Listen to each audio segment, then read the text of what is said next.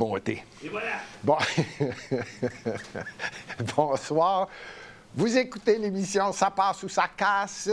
Nous sommes le 6 juin 2023. Je suis Gilbert Thibodeau. Aujourd'hui, évidemment que j'ai promis que je parlerais de Montréal, je vais le faire. Le gros sujet aujourd'hui, je le sais, il y en a que ça leur met le feu, mais c'est le cas depuis quelques jours. C'est le grand sujet de conversation, le grand sujet dans tous les médias. Donc, on va parler un peu, pour ne pas dire assez précisément de ce qui se passe concernant les médias, le premier ministre du Québec, la mairesse de Montréal, le premier ministre du Canada, des grandes déclarations concernant les feux actuellement, spécialement au Québec, mais partout au Canada. Mais avant, et je vais tenir ma promesse, on ne passera pas au travers de l'ensemble du dossier de Montréal. Je vais à un moment donné, faire une émission complète sur Montréal qui vient de déposer son budget. Quand je dis vient de déposer, je vais en dire un peu plus sur le sujet dans pas grand temps, mais j'ai quelques petits points pour vous dire que je m'en vais vers ça. C'est étonnant. Il y en a qui vont être étonnés. Je ne suis non seulement pas complotiste, pas conspirationniste, rien de ça. Je vais chercher toutes mes informations sur ce qui est disponible sur tous les réseaux sociaux et sur tous les médias, non seulement canadiens, mais également américains, australiens, français, italiens, espagnols. Mon russe s'améliore, Chine, un peu partout. Et c'est comme ça que je m'aperçois que est-ce que l'information passe bien? Je vais mettre la main bientôt, je vais le recevoir, le nouveau livre de Christian Girondeau, qui ne va pas tout à fait dans le narratif qu'on vit actuellement. Je l'ai commencé, on dit toujours lire en diagonale, quelques émissions, entrevues à son sujet, c'est clair, je vais le résumer parce que je veux revenir sur ça un peu plus tard au cours de la saison ou au début de la saison prochaine. La température planétaire baisse depuis 2015. Graphique à l'appui et graphique de différents organismes de différents pays. Je répète, selon Christian Girondeau. Et il y a une autre personne, je ne suis pas certain encore de son nom, que je veux également mettre la main sur son livre. La température baisse depuis 2015 à travers le monde. La calotte glaciaire, par le fait même, augmente. Je vais revenir là-dessus. Ça m'intéresse parce qu'il est peut-être temps qu'on aille vérifier un peu l'information un peu partout. L'OMS, l'Organisation mondiale de la santé, a fait sa demande. C'était prévu. J'avais lu et je lis régulièrement le site de l'OMS et il devait faire une demande officielle en juillet 2023. C'est le mois prochain, de façon à prendre le contrôle total à partir du moment où ils prennent la décision qu'il y a pandémie ou qu'il faut prendre la décision, on doit confiner. Sauf que là, c'est au niveau monétaire, planétaire, l'Organisation mondiale de la santé. Ils ont fait leur demande il y a moins de 48 heures. On est mardi, je pense que ça s'est fait lundi ou vendredi dernier. Là, la nouvelle est sortie. L'OMS a fait une demande officielle que on doit mettre sur pied un passeport sanitaire mondial très rapidement. Je vais y revenir. Parce que derrière ça, évidemment, il y a des fondations qui subventionnent l'OMS. C'est un secret pour personne. Le plus grand commanditaire, c'est la fondation Melinda et Bill Gates. Il y a également plusieurs fondations de George Soros. Alors, avant de mettre tout ça sur pied, je voulais juste vous aviser que la demande a déjà été faite. Ça devait être rien qu'au mois de juillet. Ça m'étonne. Aïe, l'intro est longue, hein? Mais je me tiens au courant de ce qui se passe. Pour vous, ça me fait plaisir. Pour la simple et unique raison que ça passe ou ça casse, j'essaie de donner de l'information qui ne passe pas généralement dans les médias traditionnels subventionnés. Prérogine. Je ne sais pas s'il y en a qui le connaissent. C'est lui qui est le big boss du groupe Wagner. Le conflit Ukraine-Russie. Moi, je pense que c'est réglé. Il l'a quasi confirmé. Bakhmout, c'est fait, c'est réglé. Je l'ai déjà dit, je l'ai déjà parlé. Sauf qu'actuellement, ils descendent et vont aller protéger la mer d'Azov et après ça, vont s'en aller vers le port d'Odessa. Moi, je confirme, je maintiens mon point, ça va à l'encontre des médias, surtout en France, surtout aux États-Unis. Là, tout va bien pour l'Ukraine. Je vais y revenir sur une émission là-dessus. Ah oui, ça, je vais terminer avec ça. Quelqu'un m'a demandé qui est Robert Kennedy. Je comprends que la question... il y a 2-3 questions qui sont venues. Celle-là m'a fait rire. Je voulais la mettre à l'intro. Robert, celui qui se présente actuellement à la chefferie du Parti démocrate aux États-Unis. Et c'est vrai, je comprends la question. Je vais en parler la semaine prochaine. Je vais faire une intro sur c'est qui cet homme-là. Parce qu'effectivement, il est étonnant. Si vous pensez que Donald Trump, quand les médias parlent de Donald Trump, là, il n'y a rien de bon, ce gars-là. Bon, OK. Il serait peut-être temps qu'il écoute Robert Kennedy. Lui, là, il est quelques coches en avant de tout le monde, là. Lui, c'est l'histoire de la grippe chinoise, là. Il y a des gros doutes là-dedans. Lui, en plus, il avance que les vaccins... Voyons donc. Je vous le dis tout de suite, là. C'est un démocrate. C'est l'adversaire de Joe Biden pour le Parti démocrate, là. Celui ou celle qui m'a posé la question, c'est qui? Je vais en parler parce que là, je me dis, voyons donc. Lui, il est 2-3 coches au-dessus du gouverneur de la Floride et de Donald Trump, là. Lui, il ne veut pas s'en laisser passer. Et si la question était, Gilbert, est-il relié avec la famille Kennedy? Oui, c'est le neveu du président John F. Kennedy, qui a été assassiné en 1963 à Dallas, si ma mémoire est bonne. C'est son neveu. Alors, c'est un démocrate. Il est de la famille riche démocrate. Sauf que il va à l'encontre de pas mal de gens du Parti démocrate. Bon, aujourd'hui, évidemment, qu'on va parler des feux de forêt. Je sais qu'il y en a que ça leur met le feu. Mais il me reste un petit peu... Je veux parler un petit peu de Montréal là, depuis le temps que j'en ai promis. Avant d'aller plus loin, je veux juste remercier tous ceux qui écoutent l'émission Ça passe ou ça casse sur YouTube. Et évidemment, ceux qui l'écoutent sur luxmedia.info. Vous êtes en direct actuellement. Si vous avez des questions, soyez bien à l'aise. Si vous êtes sur YouTube, l'émission est différée de quelques heures à partir de 19h ce soir. Sauf qu'il y a un avantage d'être sur luxmedia.info. Si vous êtes sur YouTube, merci. Le pouce en l'air, ça nous encourage, ça nous fait connaître. Ça fait en sorte que l'émission est un peu plus diffusée. Et vous pouvez cliquer sur le pouce en l'air, vous pouvez vous abonner, ça ne coûte rien. Je veux remercier sur justement les commentaires sur YouTube. Merci Karine de Terrebonne, qui a dit que ça l'avait fait sourire que j'ai parlé de Terrebonne la semaine dernière. Bon, bien, souriez. Ça me fait plaisir. Patrice, 6515. Vous disiez auparavant que les villes de 15 minutes, c'était du fake et que ça arriverait jamais. J'aimerais ça que vous répondiez à ma question. Je ne comprends pas tout à fait la question, mais disons que je m'informe, je viens de le dire, et il n'y a rien de pire que de ne jamais changer d'idée quand on réalise qu'il y a quelque chose qui se passe, puis c'est important de... peut-être changer d'idée, changer sa façon de penser. Là. Je ne suis pas sûr que je réponds à votre question, mais il n'y a rien de pire que d'être fixe et d'être boqué sur une opinion. Quand l'information entre, croyez-moi sincère que je lis beaucoup. Un autre qui m'a... RL 7440, ce serait agréable si les gens avaient des noms faciles à prononcer. Comment est-ce que les gens de Laval vont faire pour venir travailler à Montréal?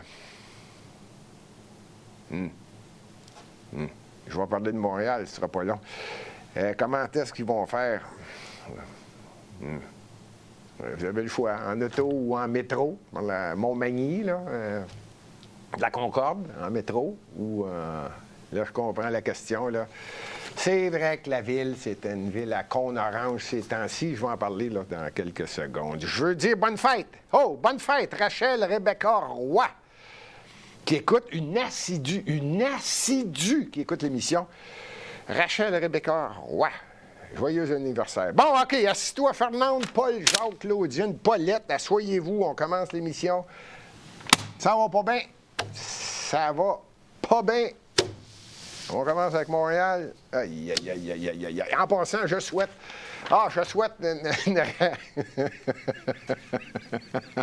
J'aime ça, parler de Montréal. Ça me rend de bonne humeur. C'est aussi bien de me choquer tout de suite. Bon! Montréal. Je veux souhaiter bonne chance aux gens de la rue Bennett. La rue Bennett, dans Hochelaga Maisonneuve. Ils sont en train de refaire toute la rue, les trottoirs, les entrées, les saillies, je pense, les entrées de ruelles. Ils sont en train de refaire la rue. Et j'ai remarqué que quelqu'un avait fait la remarque. Comment ça se fait qu'ils n'enfouissent pas les fils électriques? Ils sont en train d'ouvrir tous les trottoirs. Ils refont encore les poteaux, les fils électriques. Vous avez tellement raison. Le président de la Commission des services électriques de Montréal, qui a pris sa retraite, là, c'est un nouveau président, mais le président précédent avait déjà dit, Gilbert, je comprends pas, là, on ouvre les rues, puis on veut pas enfouir sous prétexte que ça coûte plus cher. C'est incroyable. Incroyable comment est-ce que la mairesse actuelle à Montréal ne se réveille pas, comprend pas. Vous allez peut-être comprendre un peu plus, là, le budget est en train de sauter. Mais tout ça pour vous dire, sur la rue Bennett dans Hochelaga, non, il n'y aura pas d'enfouissement. C'est pas dans les plans de la ville, de l'administration actuelle. Ça me fait bien de la peine. En tout cas, la rue Bennett, il y a des travaux actuellement. Ça achève, mais vous allez avoir quand même des fils électriques dans les airs. Ils ont la tête dure, ils ne veulent pas comprendre que ça serait très, très bien. Et le paradoxe, c'est que la mairesse de Montréal, le premier ministre du Québec, on va en parler plus tard, là, de la forêt, des feux, il répète dans une phrase, en dedans d'une phrase, ils disent 4 fois « changement climatique, tout va mal, tout va péter, il peut grêler n'importe quand au mois de juillet, il peut tomber de la neige au mois de juin, mais on n'enfouit pas les fils. » C'est tellement paradoxal, là. Je vais y revenir un peu plus tard, c'est incroyable. En passant, je voulais vous parler de budget. Je l'ai déjà fait quand il est déposé au mois de novembre-décembre, le budget de la Ville de Montréal de l'année 2023. Malheureusement, la vérificatrice générale de Montréal est très, très, très, très claire. Les états financiers à Montréal de 2022 ne sont pas encore adoptés. C'est pas réglé. On est en juin. Je vous ferai remarquer, on est en juin 2023. C'est pas encore adopté. La raison qu'à la Ville, on donne, la mairesse de Montréal, l'organisation en place, dit que des employés importants, je vais y aller doucement, des employés importants dans la haute direction de ceux qui s'occupent des finances de Montréal ont quitté leur emploi. Et donc, c'est pas évident là, de finaliser et de faire adopter le final des états financiers 2022. Moi, je vais vous le résumer à ma façon, là. Je pense, à partir de maintenant, c'est une opinion, je pense qu'il y a des gens qui sont écœurés de mentir à la population. Les chiffres sont affreux. Non. Catastrophiques. Catastrophiques. Je le répète, là, j'ai mis la main sur une partie du budget et on croit ce qu'il dépose. C'est déposé à la Ville, comme je dis, fin de l'année 2022. C'est affreux. C'est pas compliqué. La dette brute de Montréal là, est autour de, j'arrondis les chiffres, là, 13 milliards de dollars. On s'enligne vers 14 milliards. Les revenus de la Ville, là, c'est 6,7 milliards. La dette brute s'en va vers 14. Je vous fais remarquer que c'est plus que le double. Il n'y a pas une compagnie, il n'y a personne, même un budget personnel. Personne ne pourrait arriver avec ça, là. Quand ta dette est plus que le double que tes revenus, tu as un problème, là. Tu as un problème. Et là, ils sont en train de dire, ah ben là, il faut enlever le budget de la STM. Bientôt, là, ils vont dire, on va enlever le budget de la police, on va enlever le budget des pompiers. Là, ils sont déjà en train d'enlever le budget de la Société de transport de Montréal. Plus il en enlève, plus, ben là, il y a moins de dettes. Il y a moins de... Ah ben ça, c'est différent, là. La Société de transport de Montréal, c'est une autre affaire.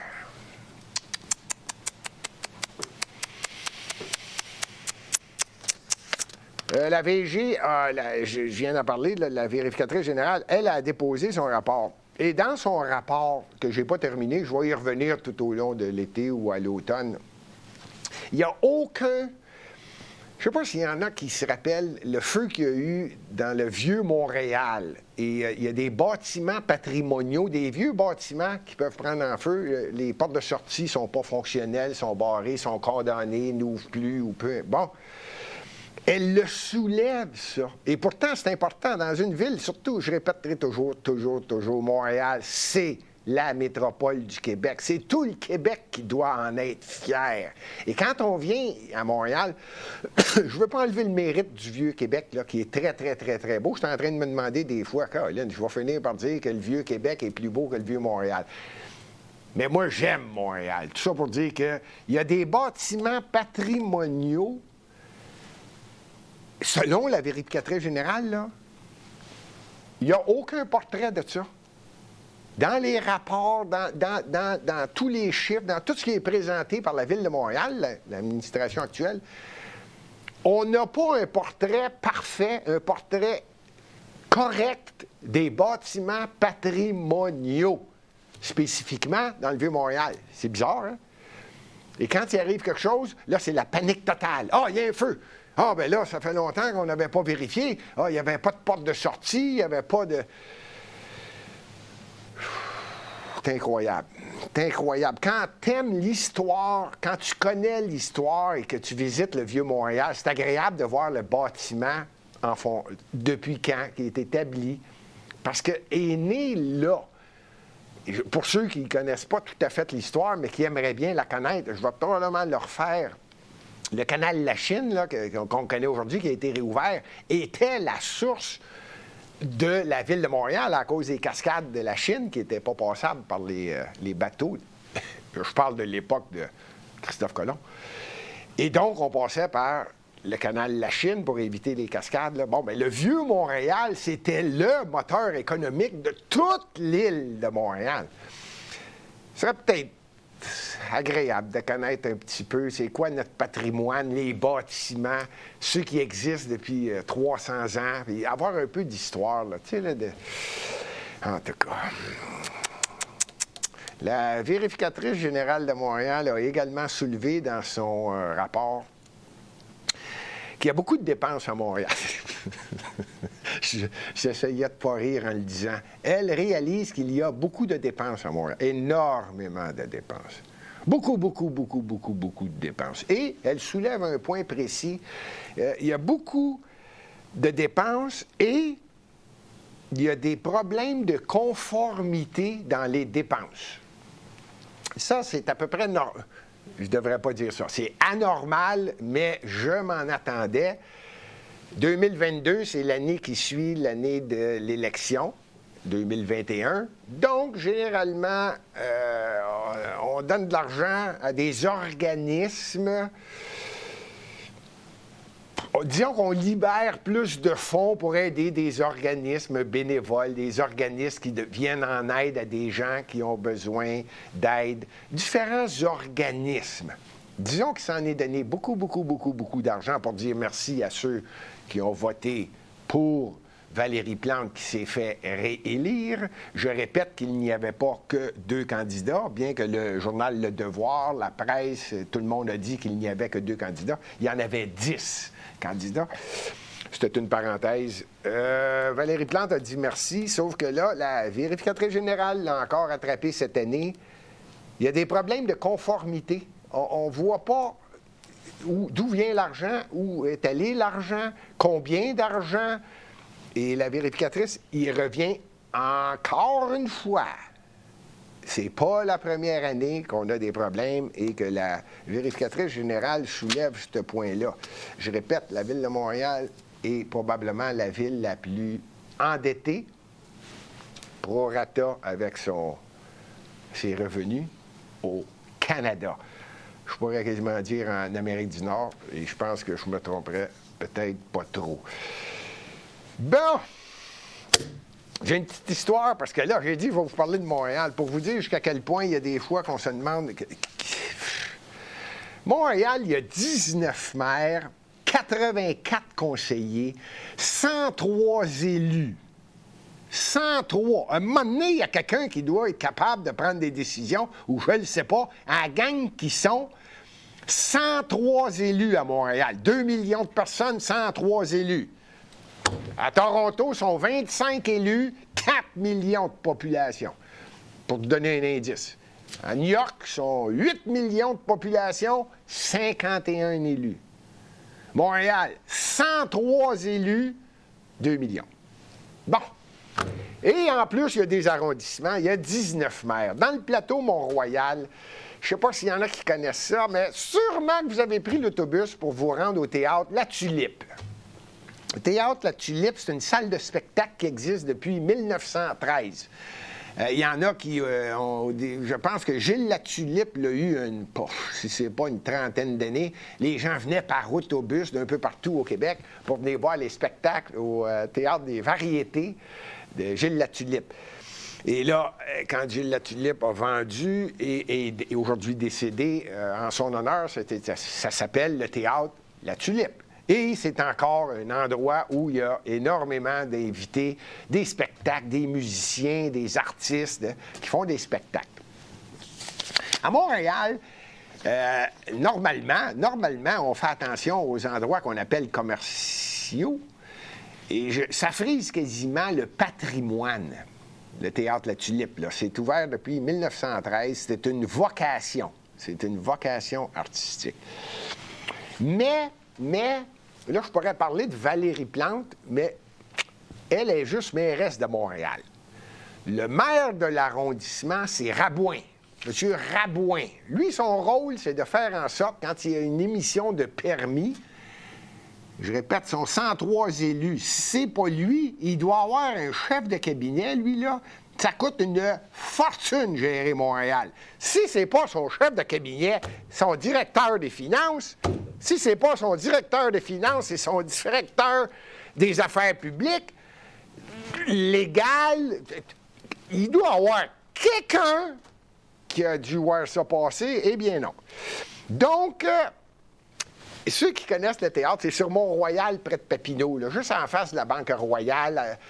L'autre côté, il y avait une autre salle de bingo. Bon, là, il y en a-tu qui se replacent plus, là? Papineau, c'est celle qui se rend sur le pont Rock-Cartier. Bon, OK. Tout le monde se replace? Parfait. Mont-Royal, ça, c'est la rue qui est fermée actuellement, là. Piétonnier, tout l'été. Bon, c'est juste à côté. Juste à côté de la ruelle. Bon. Il y a un gars qui a acheté ça en 2016. Son nom, je peux le nommer, c'est public. Pierre-Yves Baudouin. La salle de spectacle, il y a une dépendance, ce qu'on appelle le petit bâtiment à côté, dépendant du théâtre, qui servait autrefois, ce qu'on appelle une dépendance. Il y a quelqu'un qui l'a acheté. Les prix montent, c'est agréable le plateau. En tout cas, ça doit être la position de Pierre-Yves Baudouin. Fait que lui, il a acheté la dépendance, qui ne servait plus pour le théâtre, qui aujourd'hui a un bâtiment avec une grande salle de spectacle, des étages en haut, mais pas la dépendance en arrière, ça a été vendu. Mais on sait très bien que la dépendance est collée sur le théâtre, sur la salle de spectacle. Ça, il a acheté ça en 2016, puis il a dit, tiens, je vais faire des logements. Tombez pas en bas de votre chaise, là. Oui, il a fait des logements. Il louait des logements. Il y a des spectacles tout le temps, tous les fins de semaine. Il y a des artistes invités, il y a des orchestres, il y a de la danse. Eh bien, ce propriétaire-là qui a acheté, une fois qu'il a acheté, rénové, il s'est installé, il est dans son logement, puis là, il y a de la musique, fait qu'il s'est plaint à la ville. Hey, qu'est-ce que c'est ça, cette affaire-là? Je me suis fait un logement, puis là, il y a du bruit. Tenez-vous bien, là. Il a amené ça en cours. C'est public, je peux nommer le juge. Azimoudine Hussein. Lui, il a jugé que il faut qu'il paye le théâtre des dommages.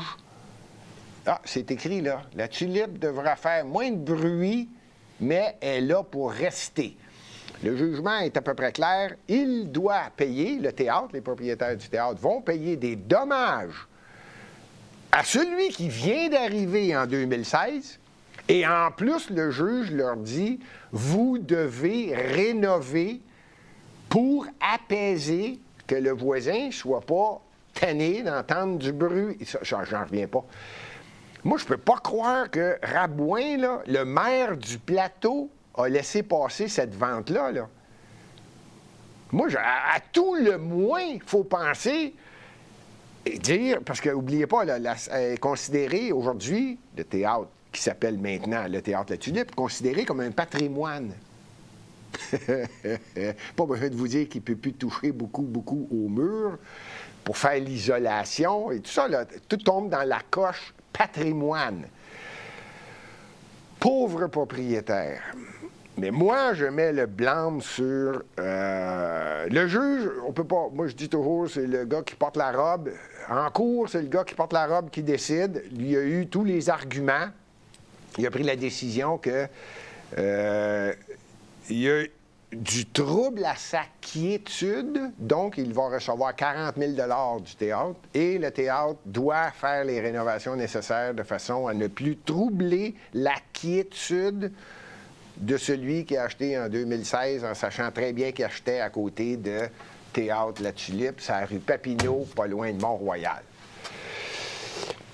Quand on veut faire mal à une façon de vivre, quand on veut faire mal à une ville, quand on est en train de vraiment tuer une ambiance qui était connue et reconnue, spécialement cette salle-là, ben tu fais ça. Tu t'en occupes pas des transactions. Je ne sais pas comment ça se fait qu'il y a 103 élus. Imaginez, là, 103 élus, ils ont des chefs de cabinet, des attachés politiques, des attachés en finance, ceux qui font les rapports, ceux qui font les vérifications. Personne ne l'a vu passer. Ça s'est vendu. Et là, c'est la faute du théâtre. Ça me fait plaisir de parler de Montréal. Ça me fait toujours plaisir de parler de Montréal. Il y en a qui me revenaient avec des points, fait que j'ai dit, tiens, on va en profiter. Aujourd'hui, il y a des choses qui sont en train de se passer. Au sujet du plus bas soumissionnaire à Montréal, je vais y revenir. Quelqu'un me disait, Gilbert, comment ça se fait qu'on prend toujours le plus bas soumissionnaire? Ben, c'est une décision qui a été prise. À un moment donné, au cours des gestionnaires, il y a quelqu'un qui a dit, bon, ben là, pour être certain qu'on ne se trompe pas, on va toujours prendre le plus bas soumissionnaire. Mon opinion,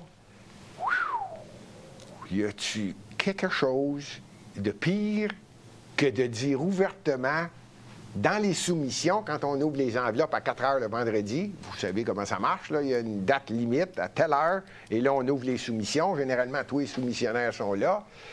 Ils mangent du popcorn puis des sandwichs pas de croûte. Puis là, ils attendent d'avoir qui gagne.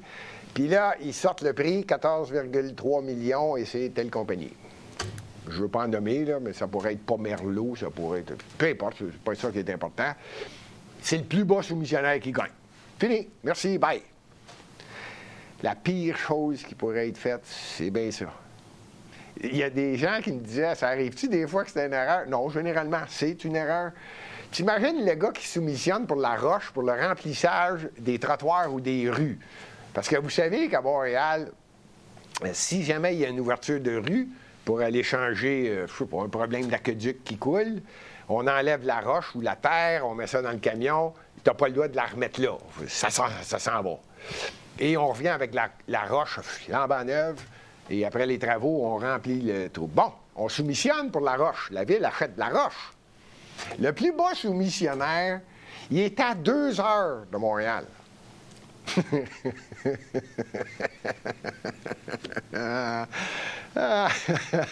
Puis là, tu as besoin de roches. Il manque de roches à Montréal. Tu appelles le gars qui a gagné le contrat. Il était à 2 heures, 2 heures et demie de Montréal. Ça, c'est pas de trafic. Là, il part, lui. Il s'en vient avec sa roche. Le plus proche soumissionnaire était à 200 piastres, admettons. On parle de soumission qui peut être des 100 milliers de dollars, millions de dollars. Bon, on a pris le plus bas parce que c'est le plus bas. Personne n'a pris en considération. OK, il est où, ce fournisseur-là? Bien, il était à 3 heures de Montréal. Il était à 2-3 heures de Montréal. L'autre, c'était qui? Bien, il était 2000 $ de plus. OK, il est où, lui? Laval, juste à côté du pont Papineau. Il n'a pas gagné. Non, il était 448 $ de trop. Il n'y a personne qui s'assoit puis dire un instant, on peut-tu l'enlever, cette réglementation-là, ou faire en sorte de l'expliquer d'avance que ce n'est pas nécessairement le plus bas soumissionnaire. Et tant qu'à être cohérent, puis je vais y revenir tout à l'heure quand on va parler des feux de forêt, mais si la mairesse de Montréal, le premier ministre du Québec, puis le premier ministre du Canada, puis quasiment toute l'Europe, la France, tout le monde, hey, hey, hey! Le climat, le CO2, le pétrole, ouais, mais le gars qui part de 2-3 heures pour venir livrer un camion de roche, là. Tu sais, à un moment donné, il faut que tu sois conséquent, là, cause à effet. Si tu veux mentir, mens tout le long. Comme ça, on peut commencer à dire, bien, ça se peut, tu mens. Là, tu mens pas. Tu mens pas. Tu mens pas. Tu fais quelque chose qui ne tient pas du tout debout, là. On va aller chercher le plus bas. Ben oui. Je ne sais pas s'il y en a qui se rappellent de ça, la commission Charbonneau. On l'a entendu, cette époque-là, là. Le plus bas.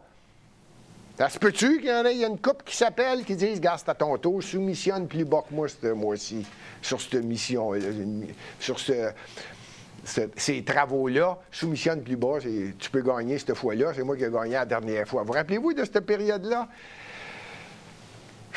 Bon, ben ça existe encore à Montréal. Plus bas soumissionnaire. Je ne sais pas pourquoi, s'il y en a qui veulent que je parle de Montréal, ça me rend tellement de bonne humeur. Ah oui, la fermeture des rues.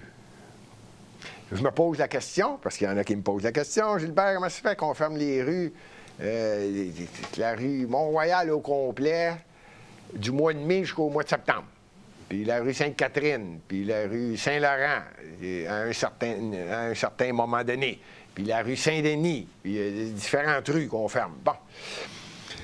Moi, honnêtement, pour répondre à la question qui me revient souvent, ferais-tu ça, Gilbert? Oui et non. Voici pourquoi. Dans les grandes rues commerciales, je vais donner juste par exemple Sainte-Catherine ou Mont-Royal, ou Saint-Denis, et qu'on décide de fermer à partir de Sherbrooke, là, jusqu'en bas, là, jusqu'à... Bon, il y a des endroits qu'on ferme très longtemps. Je ne suis pas certain, moi. Je pense qu'on perd un peu d'attrait quand on fait ça, pour la simple et unique raison que ce n'est plus un événement. J'aime ça, moi, un événement. On ferme la rue pendant une semaine, on fait une grande promotion là-dessus. C'est une rue commerciale pendant une semaine. La rue Mont-Royal, il va y avoir plein d'activités, les ventes de trottoirs, les commerçants sortent les affaires, puis là, on fait une grande vente. C'est une grande promotion. De vouloir la fermer pendant toute la saison, c'est-à-dire 5 mois. C'est plus que la saison d'été, là. 5 mois. Elle est fermée depuis le mois de mai. Elle va fermer fin septembre, là. Début septembre. Peut-être octobre. Pas certain, la rue Mont-Royal. À un moment donné, là, qu'est-ce que vous voulez qu'on fasse avec la rue Mont-Royal? Juste des restaurants? Juste des terrasses? Juste des cafés? C'est pas là que tu vas vendre des lits pendant 5 mois. Celui qui vend des lits ou qui vend des meubles ou qui vend des choses qu'on appelle magasins de destination, pas sûr que tu peux pas passer l'auto là. Là, on marche par livraison. Mais là, dites-le. Si vous dites, ben non, les commerces, tout se fait en ligne.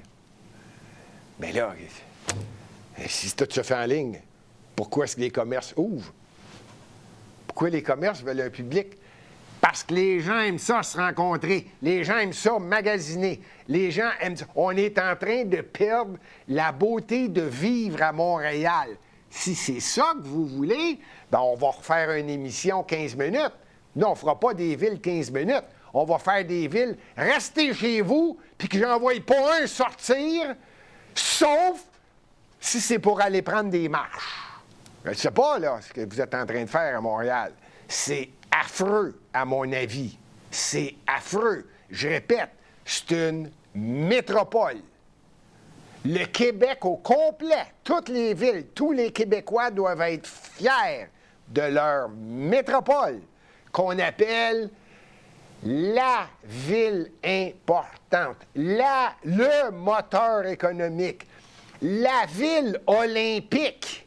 Je pense qu'il y en a qui vont commencer à l'oublier, celle-là. On a eu les Olympiques, on a le titre de ville olympique pour la vie. D'ailleurs, on a encore un stade qui le prouve. Il ne sert pas à grand-chose, mais on l'a pareil.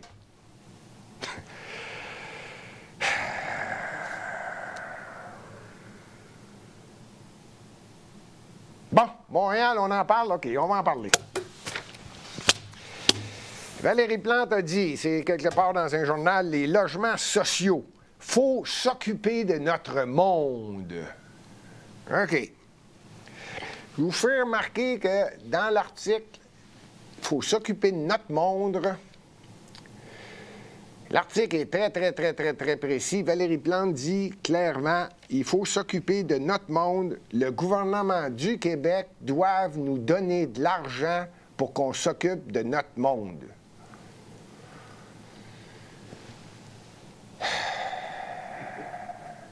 Ah, se peut-tu? L'article dit clairement, il faut qu'on ajoute des logements sociaux parce que là, on en a besoin à Montréal. Donc, le gouvernement du Québec doit augmenter l'argent qu'il nous donne. C'est tout de même impressionnant, là. On parle de la mairesse de Montréal. Elle a en main 6,7 milliards de dollars. Une ville, là, c'est pas un gouvernement, là. Ça fait pas des lois. Ça décide pas de ce que vous allez faire demain. Non. Un maire, dans une ville, s'occupe des infrastructures, de l'aqueduc, des lampadaires, des lumières rouges, des activités pour faire en sorte qu'on puisse attirer des touristes. On améliore la qualité des rues, on n'enlève pas de stationnement, on respecte les piétons, les vélos, les automobiles. On s'arrange que ça soit rapidement fait lorsque des touristes viennent à l'aéroport de Montréal, qui s'en viennent à Montréal, que la navette soit très rapide ou que les routes soient en ordre, qu'on ne prenne pas la ville de Montréal pour Beyrouth ou un endroit où il y a des bombardements. C'est grosso modo ça. Et par respect pour ceux qui payent les taxes, on s'arrange pour ne pas augmenter les taxes de façon excessive, sans ajouter également des nouvelles taxes. Et faire en sorte que lorsqu'il est le temps de donner un permis de façon à augmenter le parc immobilier, et ça va vite. Et il y a 19 maires, il y a 19 bureaux d'arrondissement, il y a des services partout.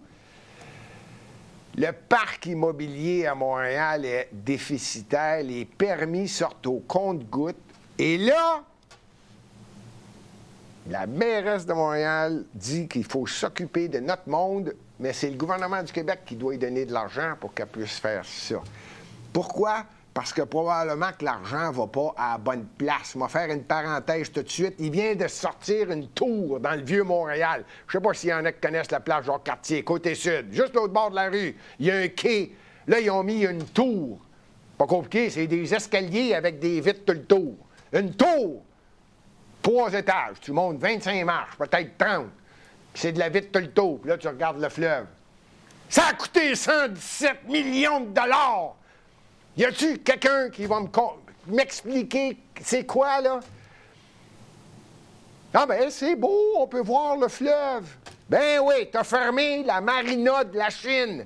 Il y a moins de bateaux qui passent dans le canal de la Chine qui arrivent dans le Vieux-Port. Mais tu fais une tour pour voir de l'eau. Voyons donc, 117 millions!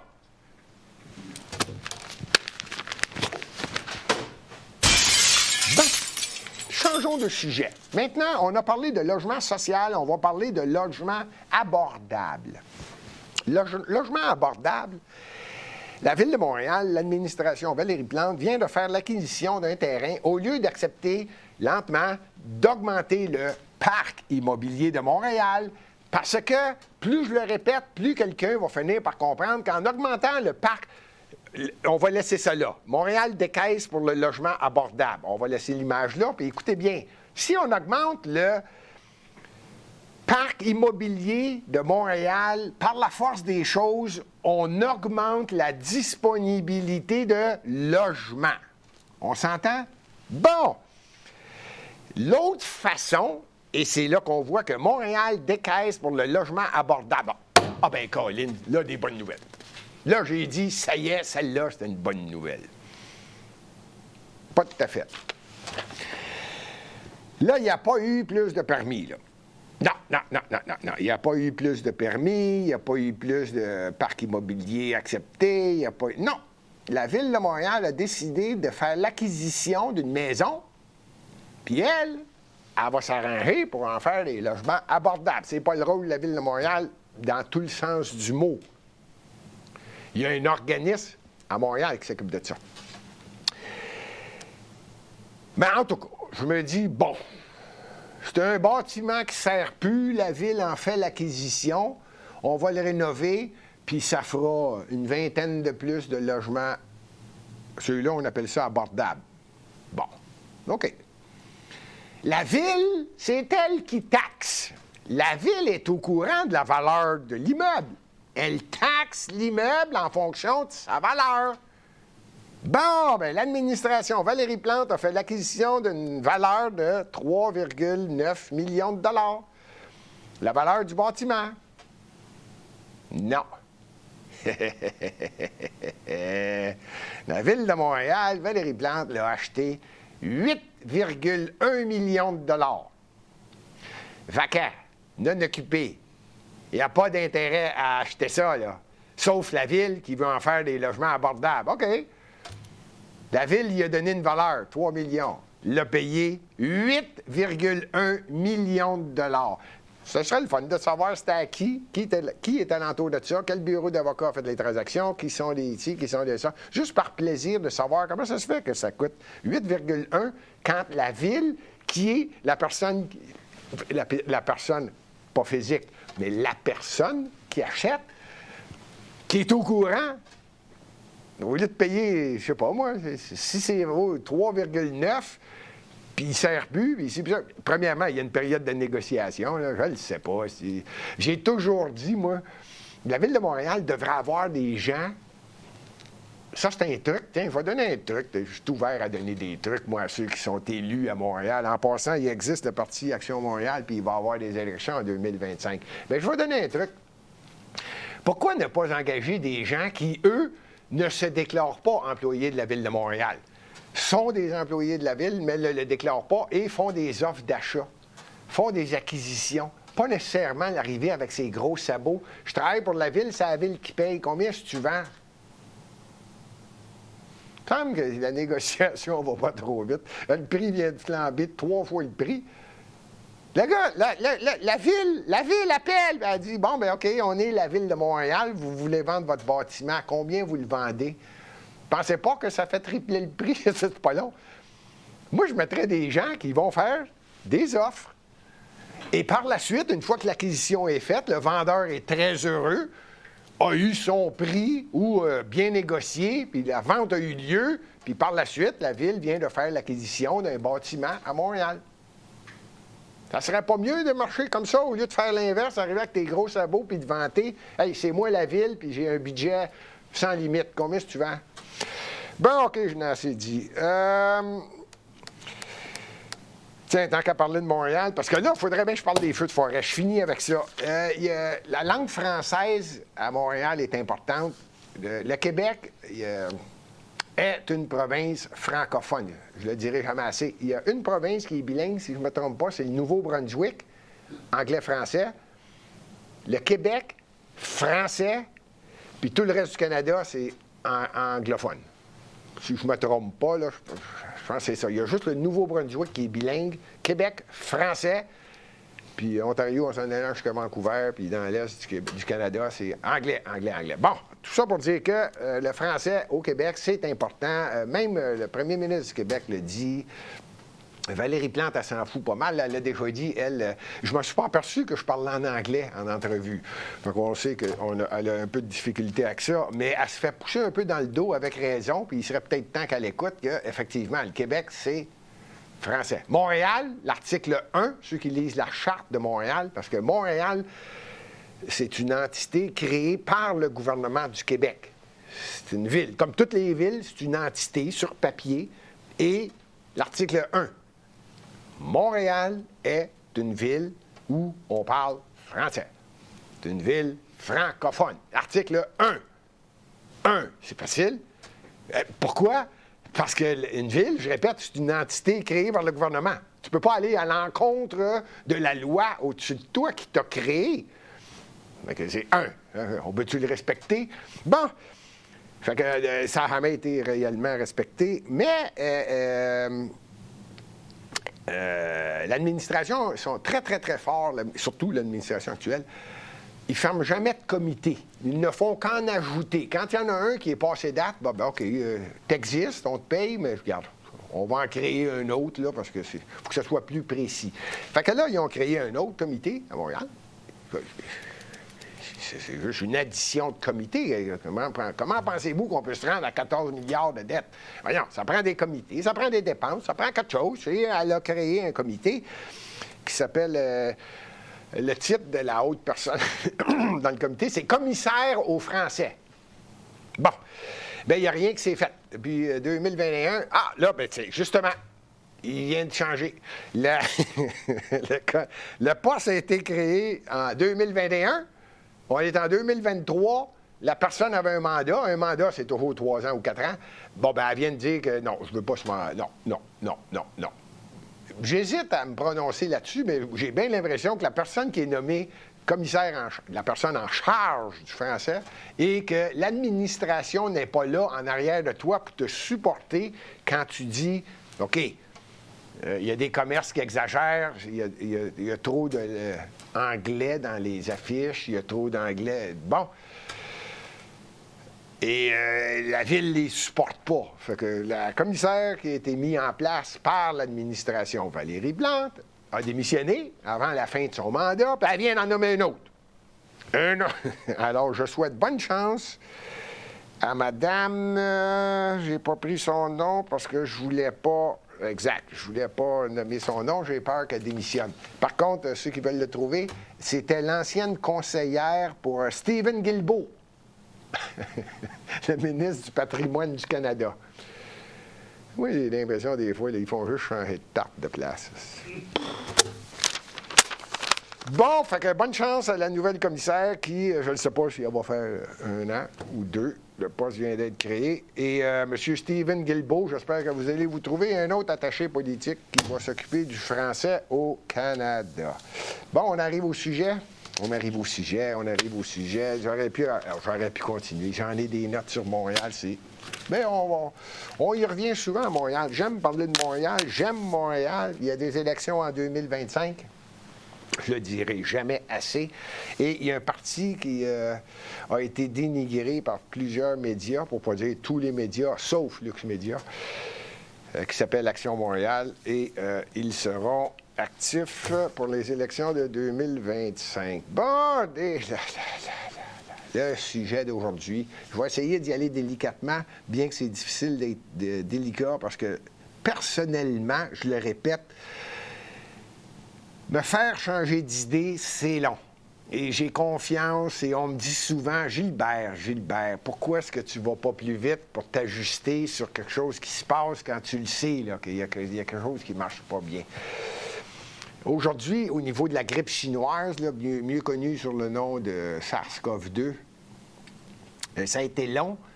Et on avait même un empêchement complet sur YouTube d'en parler et de même mettre un doute sur le fait que, coudonc, ça vient-tu d'un laboratoire? J'aurais dit ça et tout de suite, l'ensemble des gouvernements du Québec, Canada, Montréal, tout de suite se plaignaient à YouTube pour barrer au maximum tout ce qui se disait qui n'était pas dans dans la façon de dire quelque chose. Tu n'avais pas le droit d'avoir des doutes. Imaginez, aujourd'hui, c'est finalement ouvert, je le disais tout à l'heure, un démocrate se présente président des États-Unis, neveu de John F. Kennedy, et lui est en train de changer toute l'histoire, là. Lui, ils n'ont pas bien le choix de le laisser parler.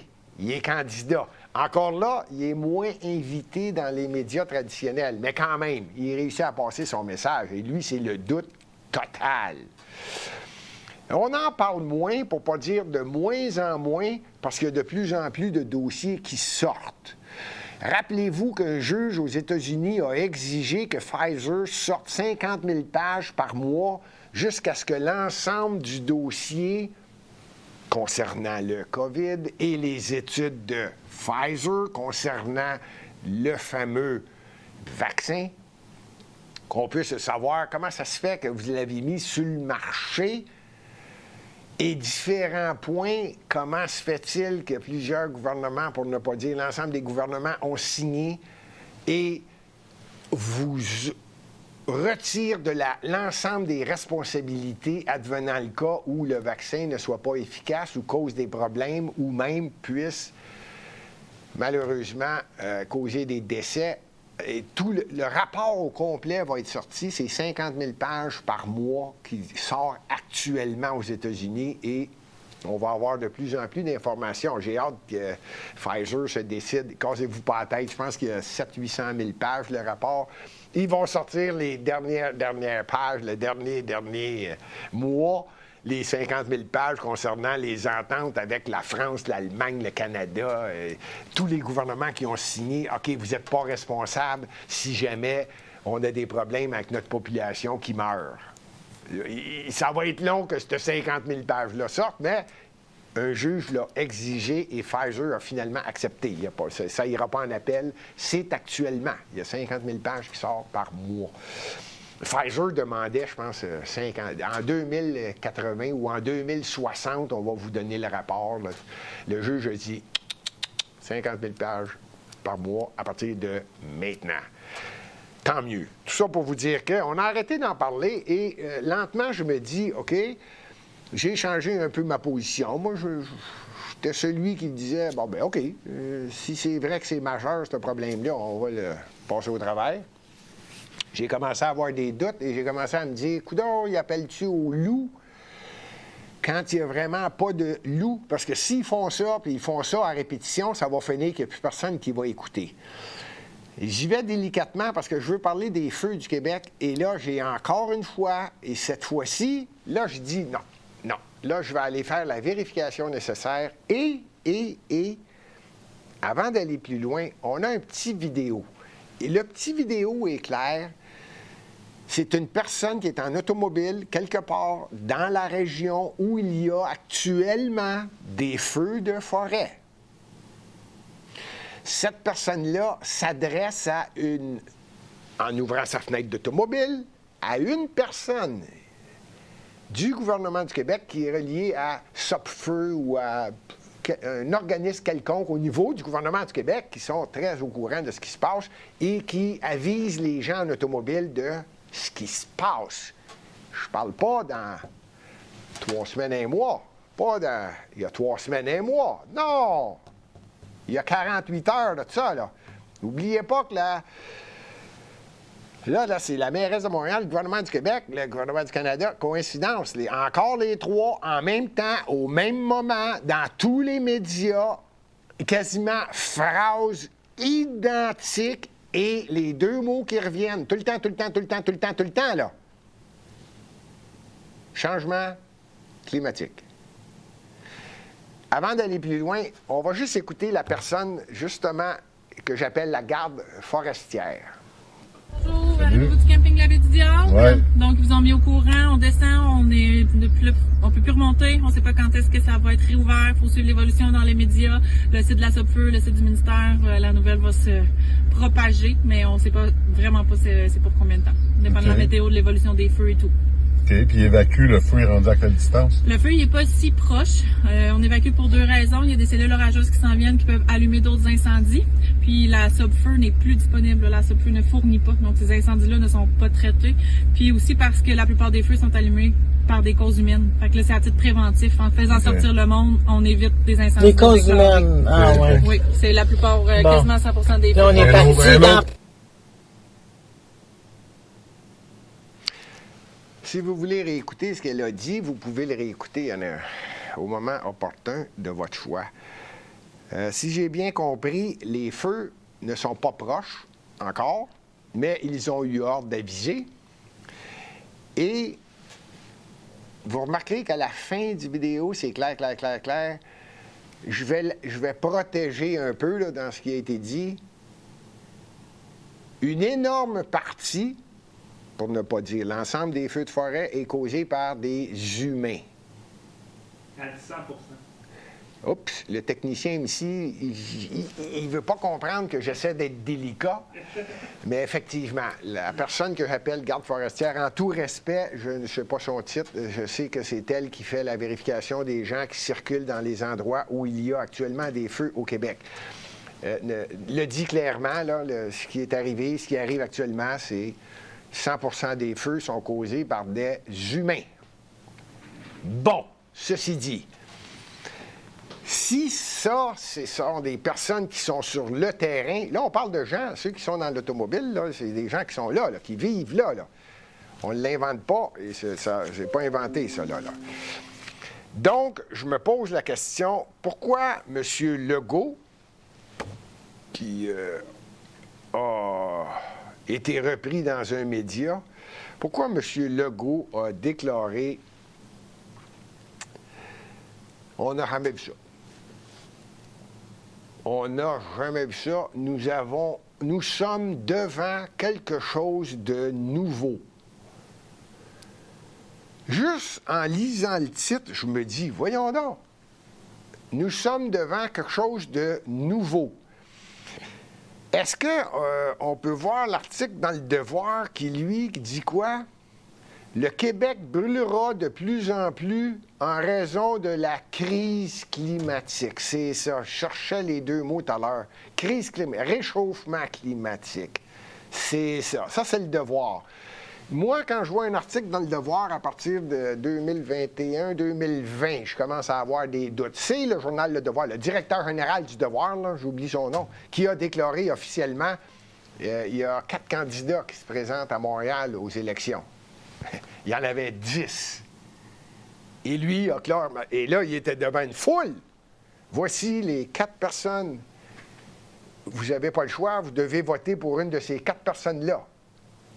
Ça, c'est le directeur général du Devoir qui a dit ça. Miles quelque chose? Oui, M. Miles. Bon. Et sur les 4, il y en a un qui ne s'est même pas présenté. Ça va bien.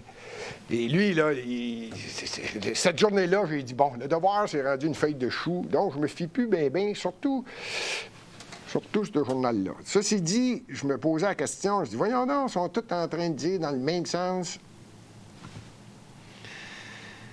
C'est majeur. Ça s'est jamais vu. On n'a jamais vu ça. Dans l'article du Devoir, en passant, ça, c'est l'article du 5 juin. Je l'ai pris en note parce que là, je me dis toujours, je vais m'en servir peut-être un jour. Le Québec brûlera de plus en plus en raison de la crise climatique. Les superficies, on est le 5 juin, là, les superficies brûlées annuellement pourraient être multipliées par 2, voire par 4 au cours des prochaines années. En plus, Le Devoir, il est rendu devin. Là, Le Devoir est en train de dire que ça va être pire cette année. 4 fois pire! Y a-tu quelqu'un qui me prend pour un raisin? Là, j'ai commencé à faire des vérifications, puis j'ai dit un instant. Lors de la crise de ce que j'appelle la grippe chinoise, on faisait, quand je dis on, et j'implique un peu Lux Media, qui fait énormément de vérifications quand il s'agit d'avoir des tableaux, quand il s'agit d'aller chercher l'information un peu plus profondément. Et au début, moi, je faisais beaucoup de vérifications sur l'INSPQ. Il y a un site, et je faisais à savoir, pour mon plaisir. Et là, je ne parle pas en 2019, là. Avant ça, pour voir le taux de mortalité, comparer le Québec avec les États-Unis ou différentes grandes villes. Parce que j'avais des ambitions. Et je me disais, tiens, je vais aller voir s'il y a des villes où c'est plus axé sur la loi et l'ordre, s'il y a plus de respect, s'il y a moins de drogue, s'il y a plus d'homicides. Bon, en tout cas, je faisais les vérifications jusqu'à ce qu'à un moment donné, on perde les chiffres. L'INSPQ, je ne sais pas qui a envoyé l'ordre, on n'a plus de rapport sur certaines choses qui étaient écrites. Ça, c'est arrivé pendant la période de la grippe chinoise. Alors, dès que j'ai entendu dire que les 3 paliers de gouvernement, Valérie Plante, François Legault, Justin Trudeau, les 3 en même temps, la même phrase. Même que la mairesse, j'ai eu l'occasion de mettre la main dessus.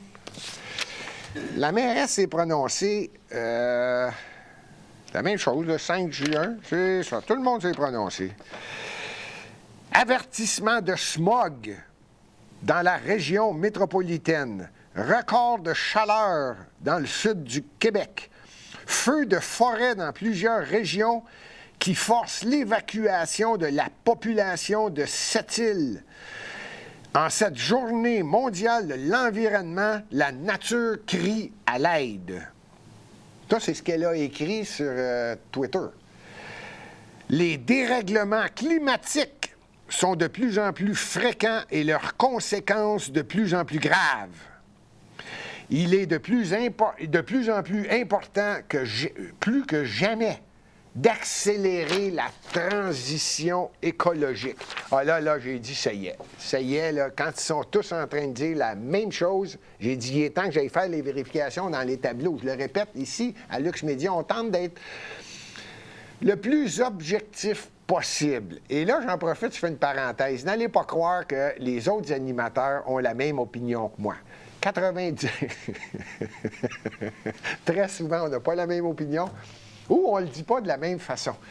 Et c'est la beauté d'un média indépendant, c'est la liberté de parole. La journée qu'on va me dire ici à Lux Media, Gilbert, on n'aime pas que tu ne sois pas de notre opinion, tu es trop délicat, tu devrais... Si, ben regarde, ça ne m'intéressera plus. Ça fait 6 ans. Je le répète, le technicien André Pitt ici est au courant, 6 ans. Je rentre ici, je m'assois, il me demande le titre, il dit 3, 2, 1, go. Il ne sait pas ce que je vais dire, il ne connaît pas les sujets, il ne sait pas comment je vais m'exprimer, il ne sait qu'une chose, mets-moi sur le focus, parce que je suis pas bien beau. C'est tout. C'est à peu près ça, et c'est fait 6 ans. Et c'est ce que j'aime, et c'est comme ça, c'est pour ça que je suis encore là, et que je prends plaisir à faire l'émission depuis déjà 6 ans. Et on reçoit différents invités à plusieurs moments. Tout ça pour dire qu'on aime faire la vérification des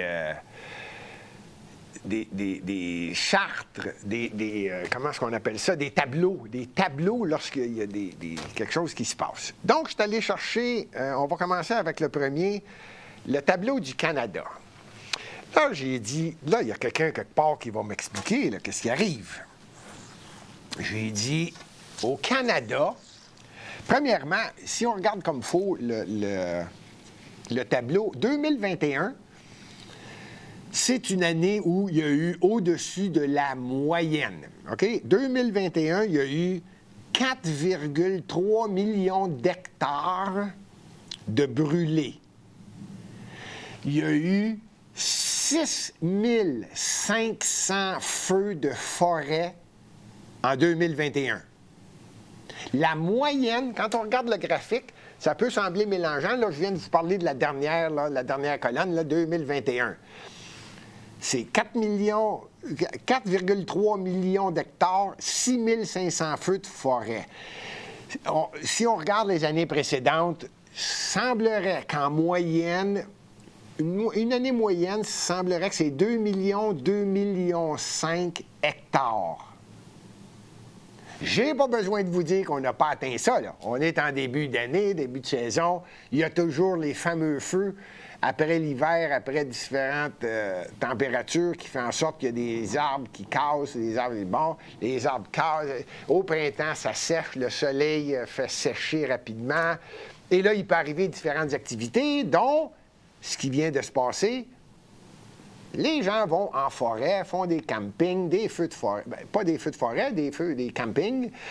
Et des fois, ça déclenche des feux de forêt. Bon, on n'en est pas rendu là, sauf que là, j'ai les 3 paliers de gouvernement qui me disent que la fin du monde est proche. Ça va empirer, là, on en a pour 4 fois plus cette année. Je ne sais pas, moi, comment ça se fait que le devoir est rendu devin. Là, ils disent que ça va être 4 fois pire. François Legault, qui est premier ministre du Québec, doit être au courant, lui.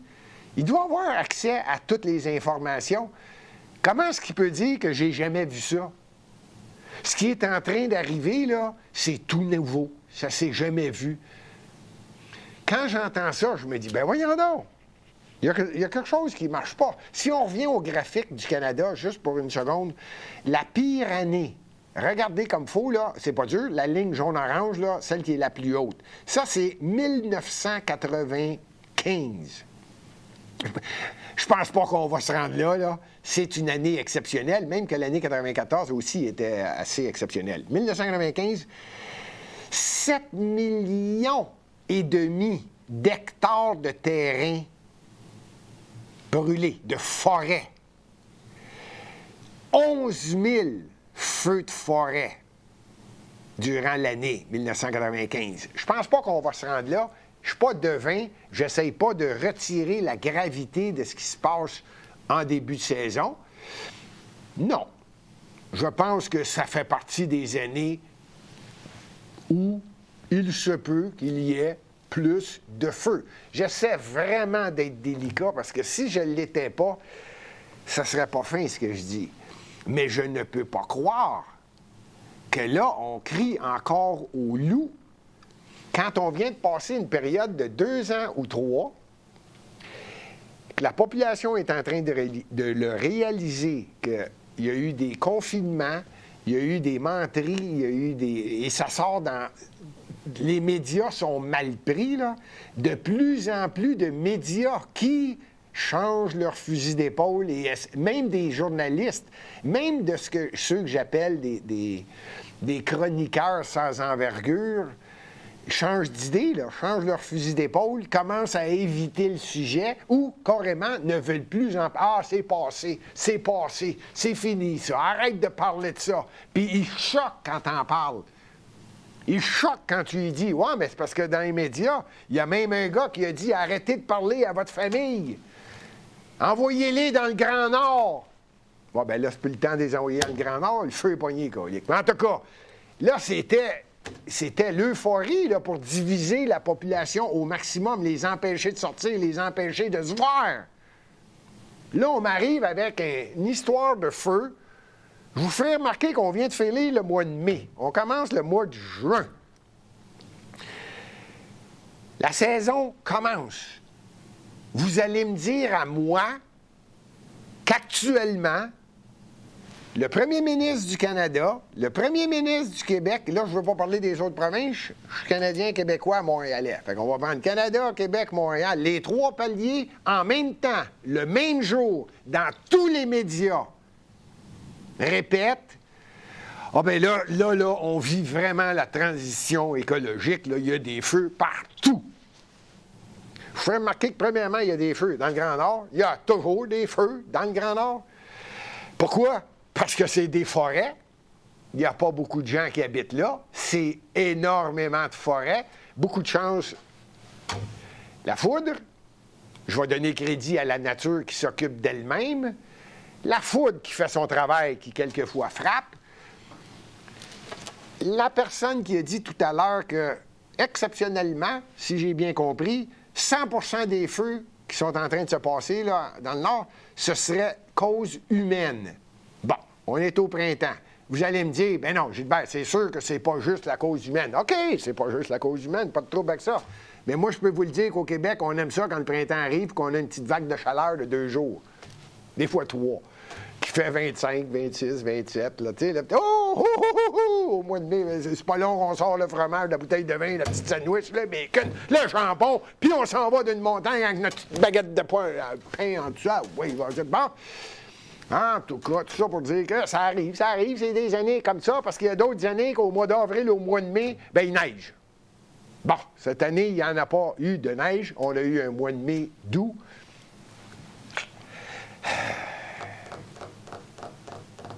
Sauf que là, les trois sont en train de dire que la fin du monde est arrivée.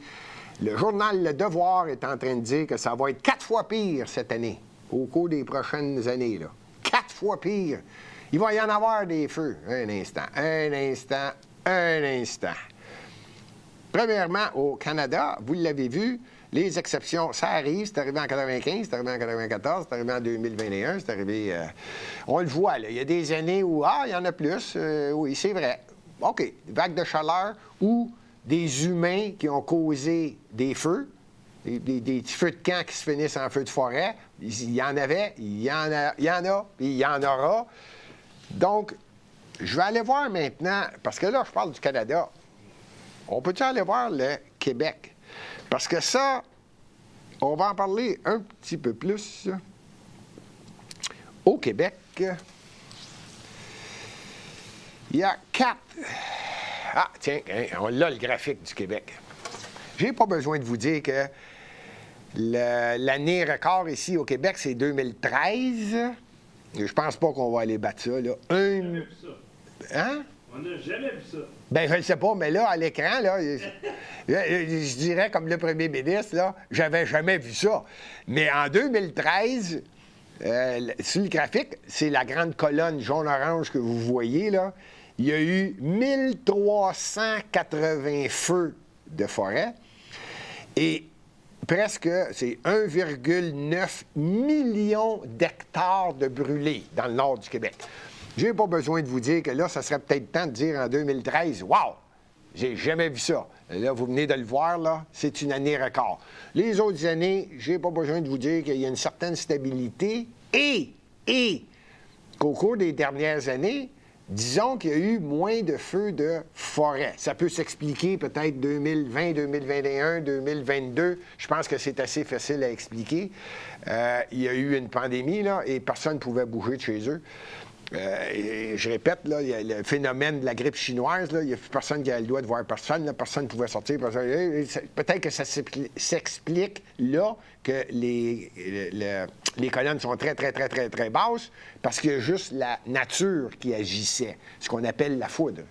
Là, il n'y avait pas d'humain qui allait faire des feux puis qui causait des feux de forêt, comme il est en train d'arriver au moment où je vous parle, depuis quelques semaines, jours, les humains ont créé les feux de forêt. J'espère que quelqu'un va suivre le raisonnement. À défaut, je pense que la source qu'on a eue tout à l'heure est assez précise. Elle est sur le terrain.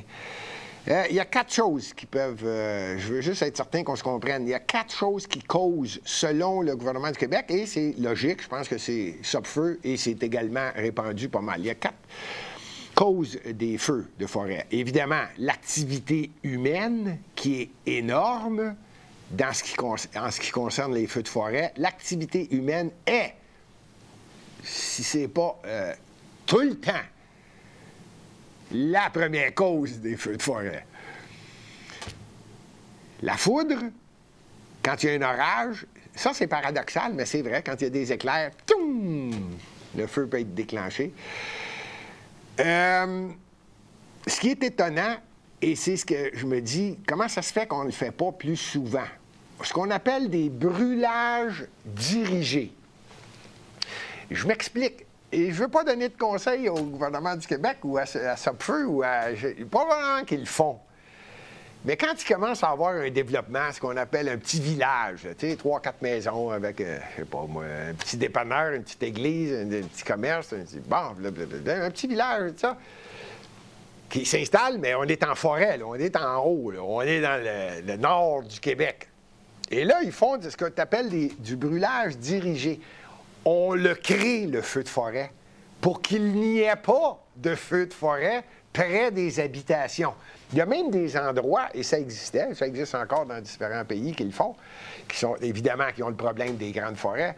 Tu crées des tranchées et tu crées une feu de forêt qui va se stopper de lui-même sur une tranchée. Puis, il est contrôlé, c'est-à-dire qu'il y a des humains, des pompiers, des gens qui s'occupent de vérifier qu'il n'y a pas d'ampleur dans le feu, qui est dirigé, c'est-à-dire qu'on fait en sorte, et on fait le calcul des vents, tout est calculé, et ce qu'on appelle régénérer la forêt. D'ailleurs, la nature le fait très bien, et si on l'oublie, la foudre s'en occupe, et elle s'occupe des feux de forêt. Et ça, on ne mettra pas ça sur le dos du changement climatique. Comment est-ce qu'ils appellent ça, là? Je pense que le mot réchauffement climatique ne fait plus l'affaire. Changement climatique ne fait plus l'affaire. Crise. Ouais, c'est ça. Là, on s'en va vers crise. Tout ce qui va arriver, ça va être une crise. Là, on en est dans le phénomène des crises. Et pourtant, la nature fait son travail. Ça me fait de la peine de dire, je le répète souvent, l'Internet n'existait pas il y a quelques années, avant les années 2000, grosso modo. L'Internet, les gens ne communiquaient pas entre eux, les gens n'étaient pas capables de savoir ce qui se passait réellement. On était assis devant le petit écran et on écoutait ce qu'on nous disait. Et ce qui n'était pas dit aux nouvelles n'existait pas. Pas compliqué. On décidait de ce que vous deviez savoir. Ça ne veut pas dire qu'il n'y avait pas de feu de forêt. Ça ne veut pas dire qu'il n'y avait pas d'inondation. Ça ne veut pas dire qu'il n'y avait pas des grands bris mécaniques dans le Grand Nord ou dans le Sud ou peu importe. Non. Ce qui était la nouvelle, c'était ce qu'on vous disait. La madame Castonguay qui a échappé son popsicle sur la tête de sa fille, puis sa fille avait tous les cheveux pleins de popsicle. Ça, c'était important. Comprenez? Aujourd'hui, on appelle ça l'Internet, la gracieuseté de plusieurs personnes qui ont travaillé vraiment dur pour faire en sorte que les gens puissent communiquer entre eux.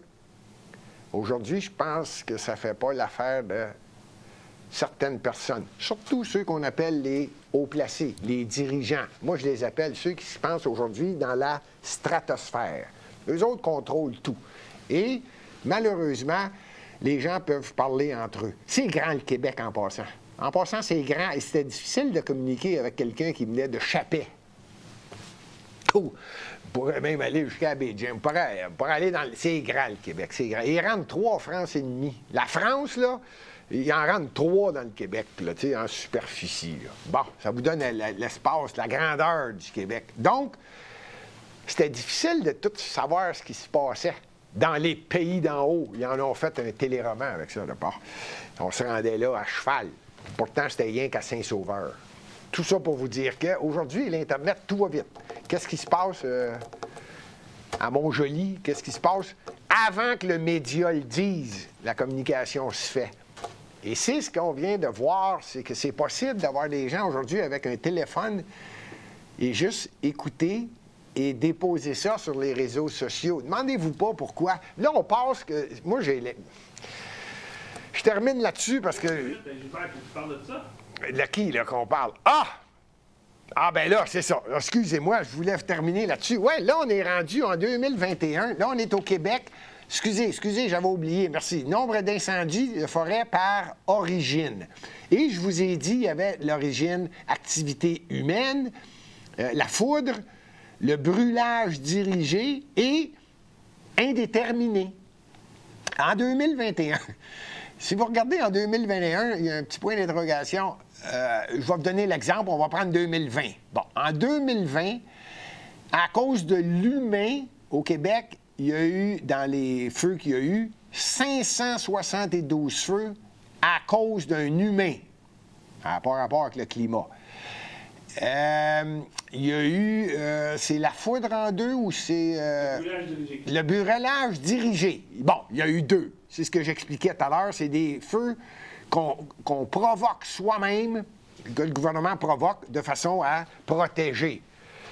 Ensuite, là, il y a la foudre. La foudre qui, elle, en a causé, c'est incroyable en 2020. 572 humains, 2 dirigés, 150, 130, 150, 138 par la foudre. Bon. Et aucun indéterminé. Ça veut dire que l'ensemble des feux, on sait d'où ça vient. 2021, on ne sait pas pantoute. On ne sait pas du tout qu'est-ce qui est arrivé. Et pourtant, il y en a eu, si je regarde bien, là, c'est 600 quoi, là? 625. 625 indéterminés. Il n'y a pas eu encore de statistiques là-dessus. Je vous rappelle qu'on est en 2023. Je répète, 2021, il était très important que tout le monde parle de la grippe. Peut-être que ce dossier-là des incendies était moins important, donc on n'a pas encore placé le fait que c'est la cause en grande majorité des humains. Non. Fait que 2021, on ne l'a pas. 2022, oubliez ça, c'est même pas encore dans leur priorité, j'imagine. Et on est en 2023 et on est en train de dire qu'il va y en avoir 2 fois ou 4 fois plus. Mais là, on a de la misère à avoir 2021, 2022, puis là, ils disent déjà qu'il va en avoir 4 fois plus. Ouais, 4 fois plus que quoi? Bien, 4 fois plus que ce qu'on ne sait pas. Bon, il va en avoir 4 fois plus. C'est quelque chose, ça. Tout ça pour vous dire que 2013, 1380 feux, 1 900 000 hectares de brûlés. Puis 2021, tout est indéterminé. Je n'ai pas besoin de vous dire que je vais le vérifier parce que ça commence et là, ils sont en train de dire, je répète, ce qui m'étonne, c'est que tous les paliers de gouvernement, les 3 dirigeants en cœur, là, je ne veux pas parler de l'Ontario et des autres provinces, là, je parle de la mienne, Montréal, Québec, Canada, tout le monde dans le même cœur, tout le monde parle de réchauffement. Mais là, il y a quelqu'un qui... C'est pas bête, ça. Il parle de crise. Je trouve que ça fait encore plus... C'est plus que réchauffement climatique. Parce que, je l'ai dit au début de l'émission, et soyez à l'aise, là, posez les questions que vous voulez. Ça me fait toujours plaisir de répondre, comme j'ai dit au début. Quand il y a des questions, j'essaie d'y répondre. Quand c'est pas une question, puis c'est un commentaire, je ne fais que le lire, mais j'aime bien ça. Sur YouTube, ici en bas, vous pouvez le faire, mettre le pouce en l'air. Vous pouvez vous abonner. Ça nous aide à se faire plus connaître à Lux Média. Et ceux qui sont actuellement en direct à luxmedia.info, bien merci. Vous avez vu l'émission d'avance. Merci à YouTube d'être là, en espérant qu'il n'y a pas personne qui va perdre l'équilibre. Fernande, perds pas connaissance. Et on se revoit. Ah, tant qu'à me choquer, moi me choquer comme faut. On se revoit mardi prochain. Merci à tous ceux qui écoutent l'émission. Merci à ceux qui encouragent Lux Média. À la semaine prochaine. Piou.